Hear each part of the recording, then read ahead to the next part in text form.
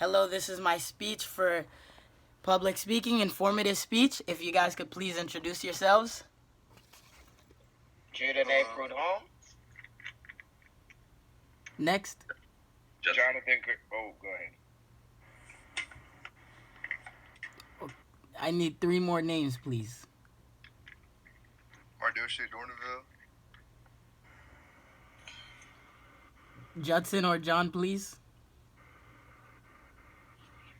Judson Noel. Jonathan Carvalho.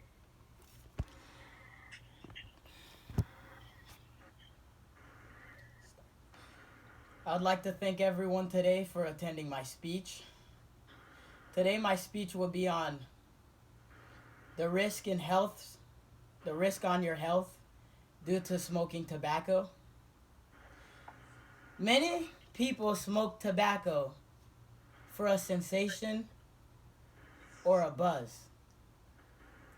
But what many people don't know are the health consequences that come with smoking tobacco. Smoking tobacco can come with a plethora of health consequences such as lung disease, heart disease, lung cancer, tooth decay, and much more. What many people don't know is, in the beginning when tobacco first was manufactured, the population believed it was okay to smoke tobacco. They believed it was fine to smoke tobacco. Mainly around the times from the 1930s to the 1950s, people thought tobacco was healthy to smoke. They thought there were no consequences at all to smoking tobacco. But shown in this article right here, Dunhill calls nicotine a poison, but asserts that with this device, you can protect yourself without giving up a single cigarette. This was not the only ad out there that protected cigarettes or tobacco. There are many more ads that protected tobacco and kept people from knowing the true health consequences that came with smoking tobacco.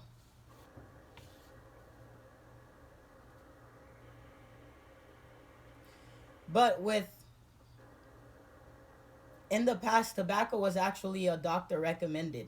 It was actually doctor recommended. But further research shows that this was actually false.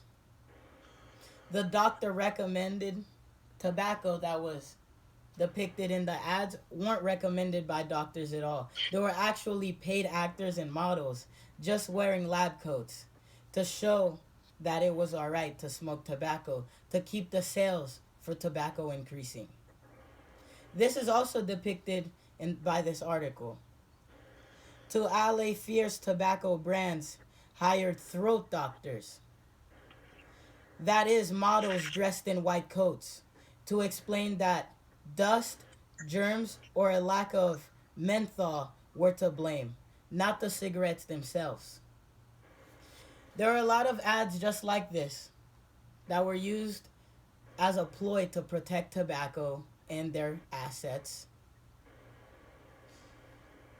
What some don't know is tobacco is actually the leading cause of deaths that could be preventable.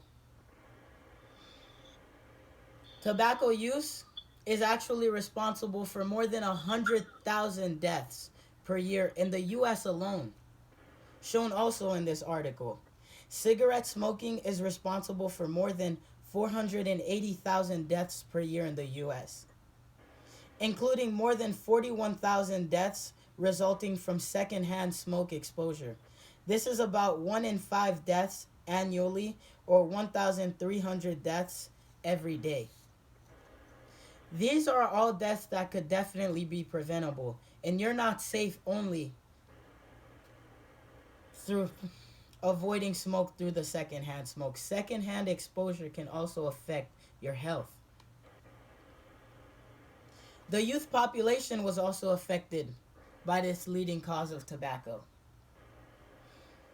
Many don't realize this, but also shown in this article, if smoking continues at the current rate among U.S. youth, 5.6 million of today's Americans younger than 18 years of age are expected to die prematurely from smoking related illnesses.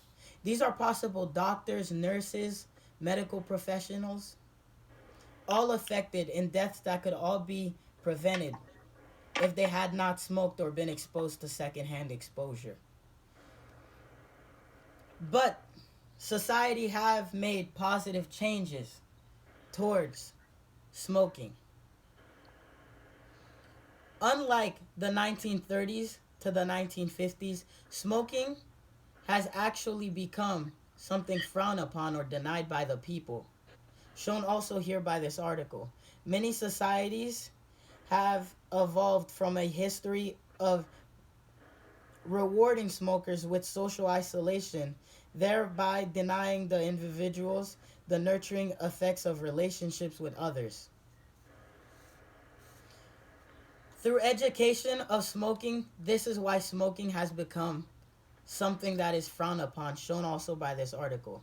This evolution has been driven by the creation of new science, showing harm, including lung disease in healthy exposed non-smokers, and highlighting the need for protection by public health policies.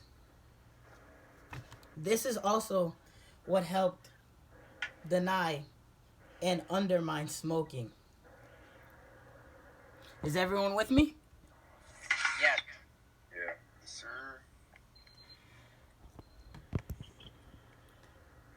Thank you for attending my speech. Does anyone have any questions? I'm fine. You were pretty informative. Yeah.